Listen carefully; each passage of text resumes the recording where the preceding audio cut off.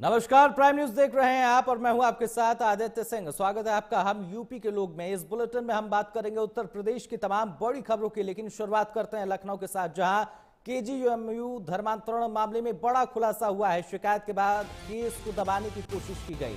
पीड़िता की शिकायत पर डिपार्टमेंट ने एक्शन नहीं लिया। ये बड़ा खुलासा हुआ है केजीएमयू धर्मांतरण मामले में। 5 दिन बाद पीड़िता ने खुदकुशी की कोशिश भी की। बड़ी जानकारी इस वक्त हम आपके साथ साझा कर रहे हैं। पीड़ित की शिकायत पर डिपार्टमेंट ने एक्शन नहीं लिया। बड़ा खुलासा होते हुए नजर आ रहा है, जहां 5 दिन बाद पीड़िता ने खुदकुशी की भी कोशिश की। केजीएमयू धर्मांतरण मामले में यह बड़ा खुलासा हुआ है। शिकायत के बाद केस को दबाने की कोशिश की गई। डिपार्टमेंट ने पीड़िता की शिकायत पर कोई एक्शन नहीं लिया और इस घटना के 5 दिन बाद पीड़िता ने खुदकुशी की कोशिश भी की। ये बड़ी जानकारी लखनऊ से इस वक्त हम आपके साथ साझा कर रहे हैं।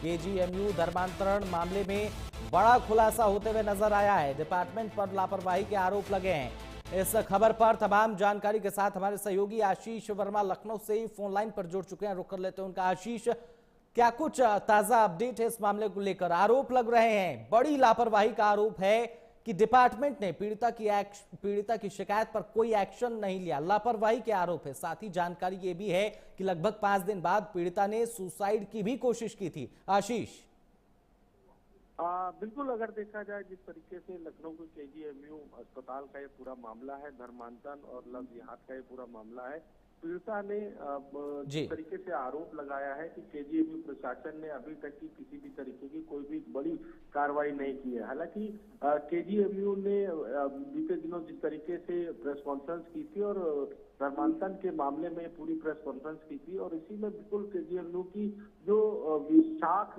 जो कमेटी बनाई गई थी, उस कमेटी ने अपना पक्ष रखा था।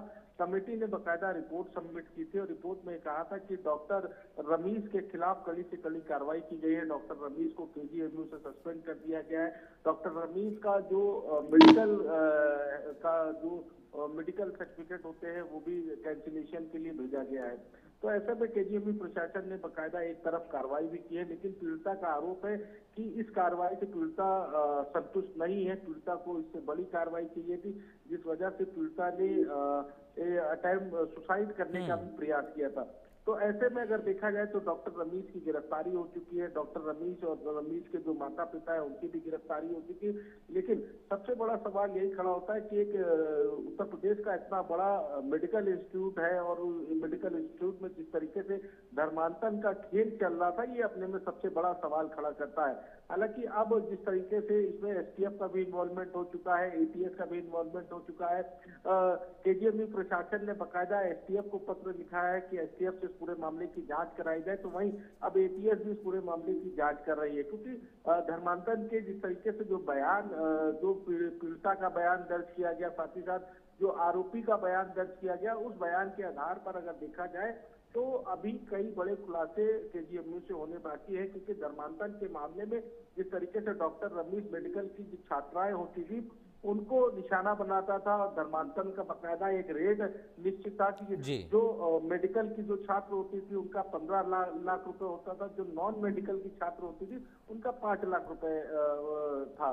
तो ऐसे में अब एटीएस जब इस पूरे मामले की जांच करेगी, डॉक्टर रमीज का जिस तरीके से मोबाइल फोन बरामद मिला है, उस मोबाइल फोन में पीएफआई के भी कनेक्शन पाए गए, तो ऐसे में एक बड़ा सवाल लखनऊ के केजीएमयू मेडिकल कॉलेज पर खड़े करते हैं। जी आशीष, बहुत बहुत धन्यवाद तमाम अपडेट